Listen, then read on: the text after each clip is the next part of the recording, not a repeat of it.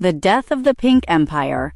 Why Nicki Minaj really deleted everything. Did the queen of rap just quit the internet, or is she running from the biggest mistake of her career? Imagine building a digital fortress for 15 years, 229 million followers, a fan base so loyal they'd go to war for you. And then, in the blink of an eye, you hit the deactivate button. Was it a mental breakdown? A calculated PR pivot? Or did Nicki Minaj finally realize she could no longer bridge the gap between being a hip-hop icon and a conservative firebrand? Today, we're going behind the curtain of the most chaotic week in rap history. We're talking about the America Fest gaffe, the secret data behind those lost followers, and the inside word on what's actually happening behind closed doors. This isn't just a social media break, it's the death of a brand as we know it. To understand why the account is gone, we have to look at the cringe herd round the world. Nicki was recently invited to America Fest 2025 to sit down with Erika Kirk.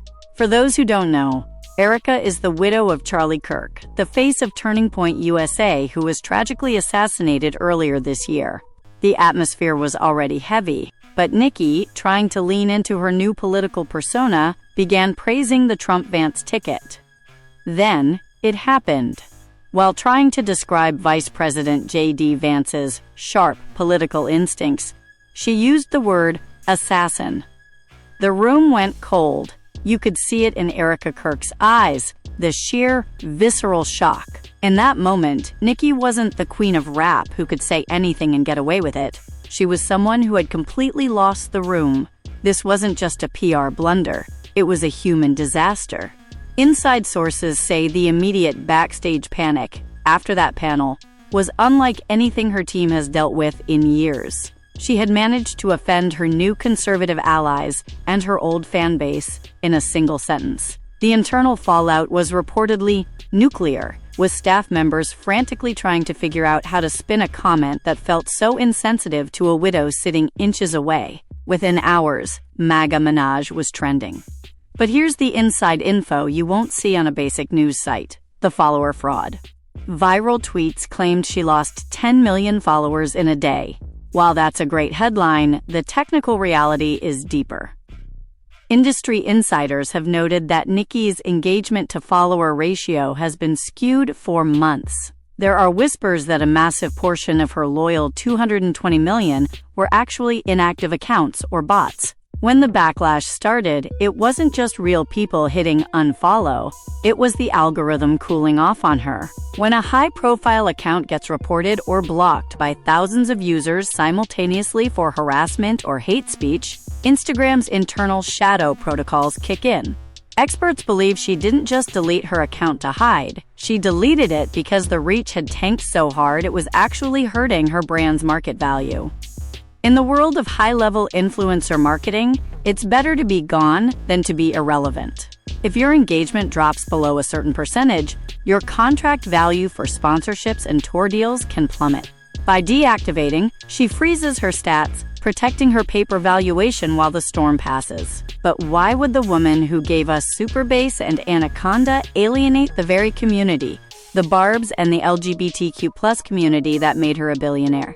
There is a theory circulating in the industry that Nicki is chasing a new frontier. The conservative media market is massive and fiercely loyal.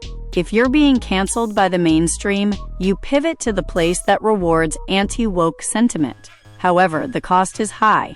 Inside sources at her label, Republic Records, have been reportedly concerned about her direction for months. Rumor has it, her next project is a complete departure from rap.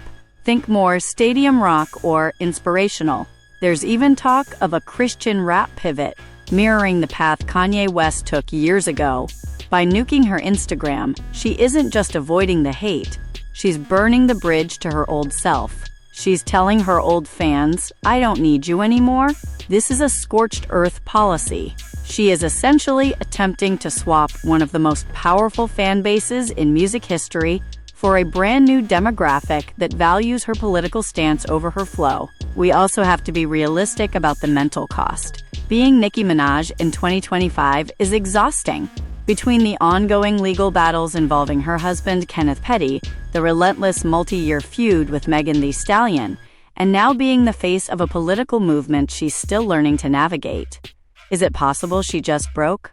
Deleting an account of that magnitude usually requires a board meeting with a digital management team. It's not a mistake. It's a tactical retreat. But there's another layer, the blackout strategy.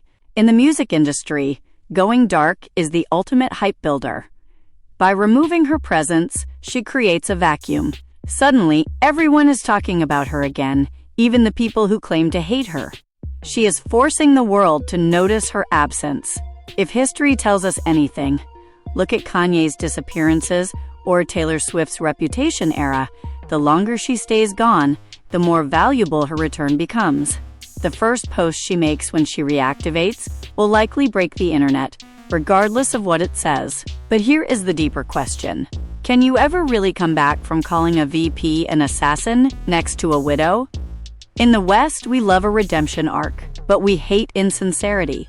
The America Fest appearance felt to many like a desperate play for relevance in a landscape that is moving on to younger stars like Ice Spice or Glorilla. By leaning so hard into the anti-establishment lane, Nicki might be finding a new home, or she might be building a prison for her own career. So, is this the end of Nicki Minaj? Or is this the birth of a new, unrecognizable version of the Queen? She's gambled 15 years of pop culture dominance on a single political season.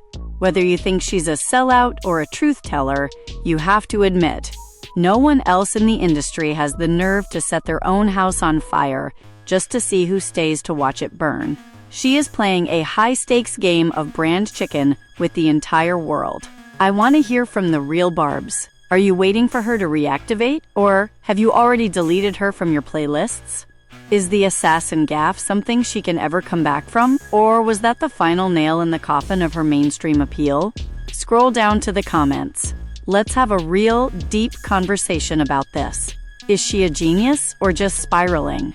And if you want the update the second that account goes back live, you know what to do. Hit that sub button and turn on notifications, because this story is far from over.